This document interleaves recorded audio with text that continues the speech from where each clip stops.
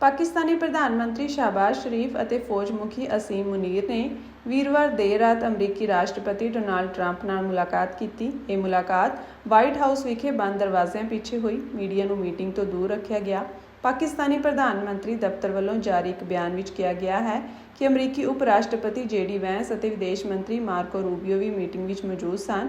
Meeting ਵਿੱਚ ਵਿਚਾਰੇ ਗਏ ਮੁੱਦਿਆਂ ਬਾਰੇ ਵੇਰਵੇ ਤੁਰੰਤ ਉਪਲਬਧ ਨਹੀਂ ਹਨ। ਦੋਵੇਂ ਨੇਤਾ ਪਹਿਲਾਂ 23 ਸਤੰਬਰ ਨੂੰ ਨਿਊਯਾਰਕ ਵਿੱਚ ਸੰਯੁਕਤ ਰਾਸ਼ਟਰ ਮਹਾਸਭਾ ਦੇ ਮੌਕੇ ਤੇ ਮਿਲੇ ਸਨ। ਮੀਟਿੰਗ ਵਿੱਚ ਕਤਰ, ਤੁਰਕੀ, ਸਾਊਦੀ ਅਰਬ, ਇੰਡੋਨੇਸ਼ੀਆ, ਮਿਸਰ, UAE ਅਤੇ ਜਾਰਡਨ ਦੇ ਨੇਤਾ ਵੀ ਸ਼ਾਮਿਲ ਸਨ।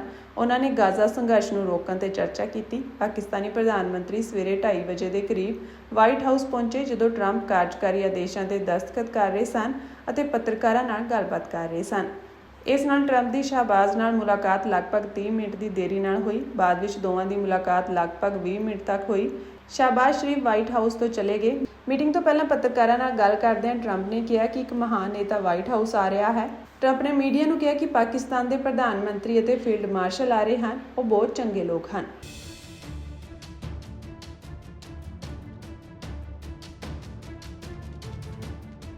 ਪਾਕਿਸਤਾਨੀ ਪ੍ਰਧਾਨ ਮੰਤਰੀ ਸ਼ਾਹਬਾਜ਼ ਸ਼ਰੀਫ ਅਤੇ ਫੌਜ ਮੁਖੀ ਅਸੀਮ ਮੁਨੀਰ ਨੇ ਵੀਰਵਾਰ ਦੇਰ ਰਾਤ ਅਮਰੀਕੀ ਰਾਸ਼ਟਰਪਤੀ ਡੋਨਾਲਡ ਟਰੰਪ ਨਾਲ ਮੁਲਾਕਾਤ ਕੀਤੀ। ਇਹ ਮੁਲਾਕਾਤ ਵਾਈਟ ਹਾਊਸ ਵਿਖੇ ਬੰਦ ਦਰਵਾਜ਼ਿਆਂ ਪਿੱਛੇ ਹੋਈ। ਮੀਡੀਆ ਨੂੰ ਮੀਟਿੰਗ ਤੋਂ ਦੂਰ ਰੱਖਿਆ ਗਿਆ। ਪਾਕਿਸਤਾਨੀ ਪ੍ਰਧਾਨ ਮੰਤਰੀ ਦਫ਼ਤਰ ਵੱਲੋਂ ਜਾਰੀ ਇੱਕ ਬਿਆਨ ਵਿੱਚ ਕਿਹਾ ਗਿਆ ਹੈ ਕਿ ਅਮਰੀਕੀ ਉਪ ਰਾਸ਼ਟਰਪਤੀ JD ਵੈਂਸ ਅਤੇ ਵਿਦੇਸ਼ ਮੰਤਰੀ ਮਾਰਕੋ ਰੂਬੀਓ ਵੀ ਮੀਟਿੰਗ ਵਿੱਚ ਮੌਜੂਦ ਸਨ। ਮੀਟਿੰਗ ਵਿੱਚ ਵਿਚਾਰੇ ਗਏ ਮੁੱਦਿਆਂ ਬਾਰੇ ਵੇਰਵੇ ਤੁਰੰਤ ਉਪਲਬਧ ਨਹੀਂ ਹਨ। ਦੋਵੇਂ ਨੇਤਾ ਪਹਿਲਾਂ 23 ਸਤੰਬਰ ਨੂੰ ਨਿਊਯਾਰਕ ਵਿੱਚ ਸੰਯੁਕਤ ਰਾਸ਼ਟਰ ਮਹਾਸਭਾ ਦੇ ਮੌਕੇ ਤੇ ਮਿਲੇ ਸਨ। ਮੀਟਿੰਗ ਵਿੱਚ ਕਤਰ, ਤੁਰਕੀ, ਸਾਊਦੀ ਅਰਬ, ਇੰਡੋਨੇਸ਼ੀਆ, ਮਿਸਰ, UAE ਅਤੇ ਜਾਰਡਨ ਦੇ ਨੇਤਾ ਵੀ ਸ਼ਾਮਿਲ ਸਨ। ਉਹਨਾਂ ਨੇ ਗਾਜ਼ਾ ਸੰਘਰਸ਼ ਨੂੰ ਰੋਕਣ ਤੇ ਚਰਚਾ ਕੀਤੀ। ਪਾਕਿਸਤਾਨੀ ਪ੍ਰਧਾਨ ਮੰਤਰੀ ਸਵੇਰੇ 2:30 ਵਜੇ ਦੇ ਕਰੀਬ ਵਾਈਟ ਹਾਊਸ ਪਹੁੰਚੇ, ਜਦੋਂ ਟਰੰਪ ਕਾਰਜਕਾਰੀ ਆਦੇਸ਼ਾਂ ਤੇ ਦਸਤਖਤ ਕਰ ਰਹੇ ਸਨ ਅਤੇ ਪੱਤਰਕਾਰਾਂ ਨਾਲ ਗੱਲਬਾਤ ਕਰ ਰਹੇ ਸਨ। ਇਸ ਨਾਲ ਟਰੰਪ ਦੀ ਸ਼ਾਹਬਾਜ਼ ਨਾਲ ਮੁਲਾਕਾਤ ਲਗਭਗ 30 ਮਿੰਟ ਦੀ ਦੇਰੀ ਨਾਲ ਹੋਈ। ਬਾਅਦ ਵਿੱਚ ਦੋਵਾਂ ਦੀ ਮੁਲਾਕਾਤ ਲਗਭਗ 20 ਮਿੰਟ ਤੱਕ ਹੋਈ। ਸ਼ਾਹਬਾਜ਼ ਸ਼ਰੀਫ ਵਾਈਟ ਹਾਊਸ ਤੋਂ ਚਲੇ ਗਏ। ਮੀਟਿੰਗ ਤੋਂ ਪਹਿਲਾਂ ਪੱਤਰਕਾਰਾਂ ਨਾਲ ਗੱਲ ਕਰਦਿਆਂ ਟਰੰਪ ਨੇ ਕਿਹਾ ਕਿ ਇੱਕ ਮਹਾਨ ਨੇਤਾ ਵਾਈਟ ਹਾਊਸ ਆ ਰਿਹਾ ਹੈ। ਟਰੰਪ ਨੇ ਮੀਡੀਆ ਨੂੰ ਕਿਹਾ ਕਿ ਪਾਕਿਸਤਾਨ ਦੇ ਪ੍ਰਧਾਨ ਮੰਤਰੀ ਅਤੇ ਫੀਲਡ ਮਾਰਸ਼ਲ ਆ ਰਹੇ ਹਨ। ਉਹ ਬਹੁਤ ਚੰਗੇ ਲੋਕ ਹਨ।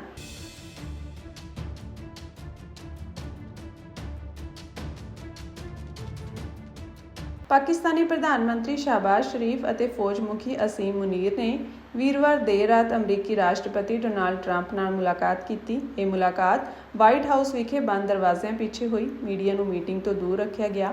ਪਾਕਿਸਤਾਨੀ ਪ੍ਰਧਾਨ ਮੰਤਰੀ ਦਫ਼ਤਰ ਵੱਲੋਂ ਜਾਰੀ ਇੱਕ ਬਿਆਨ ਵਿੱਚ ਕਿਹਾ ਗਿਆ ਹੈ ਕਿ ਅਮਰੀਕੀ ਉਪ ਰਾਸ਼ਟਰਪਤੀ JD ਵੈਂਸ ਅਤੇ ਵਿਦੇਸ਼ ਮੰਤਰੀ ਮਾਰਕੋ ਰੂਬੀਓ ਵੀ ਮੀਟਿੰਗ ਵਿੱਚ ਮੌਜੂਦ ਸਨ। ਮੀਟਿੰਗ ਵਿੱਚ ਵਿਚਾਰੇ ਗਏ ਮੁੱਦਿਆਂ ਬਾਰੇ ਵੇਰਵੇ ਤੁਰੰਤ ਉਪਲਬਧ ਨਹੀਂ ਹਨ। ਦੋਵੇਂ ਨੇਤਾ ਪਹਿਲਾਂ 23 ਸਤੰਬਰ ਨੂੰ ਨਿਊਯਾਰਕ ਵਿੱਚ ਸੰਯੁਕਤ ਰਾਸ਼ਟਰ ਮਹਾਸਭਾ ਦੇ ਮੌਕੇ ਤੇ ਮਿਲੇ ਸਨ। ਮੀਟਿੰਗ ਵਿੱਚ ਕਤਰ, ਤੁਰਕੀ, ਸਾਊਦੀ ਅਰਬ, ਇੰਡੋਨੇਸ਼ੀਆ, ਮਿਸਰ, UAE ਅਤੇ ਜਾਰਡਨ ਦੇ ਨੇਤਾ ਵੀ ਸ਼ਾਮਿਲ ਸਨ। ਉਹਨਾਂ ਨੇ ਗਾਜ਼ਾ ਸੰਘਰਸ਼ ਨੂੰ ਰੋਕਣ ਤੇ ਚਰਚਾ ਕੀਤੀ। ਪਾਕਿਸਤਾਨੀ ਪ੍ਰਧਾਨ ਮੰਤਰੀ ਸਵੇਰੇ 2:30 ਵਜੇ ਦੇ ਕਰੀਬ ਵਾਈਟ ਹਾਊਸ ਪਹੁੰਚੇ, ਜਦੋਂ ਟਰੰਪ ਕਾਰਜਕਾਰੀ ਆਦੇਸ਼ਾਂ ਤੇ ਦਸਤਖਤ ਕਰ ਰਹੇ ਸਨ ਅਤੇ ਪੱਤਰਕਾਰਾਂ ਨਾਲ ਗੱਲਬਾਤ ਕਰ ਰਹੇ ਸਨ। ਇਸ ਨਾਲ ਟਰੰਪ ਦੀ ਸ਼ਾਹਬਾਜ਼ ਨਾਲ ਮੁਲਾਕਾਤ ਲਗਭਗ 30 ਮਿੰਟ ਦੀ ਦੇਰੀ ਨਾਲ ਹੋਈ। ਬਾਅਦ ਵਿੱਚ ਦੋਵਾਂ ਦੀ ਮੁਲਾਕਾਤ ਲਗਭਗ 20 ਮਿੰਟ ਤੱਕ ਹੋਈ।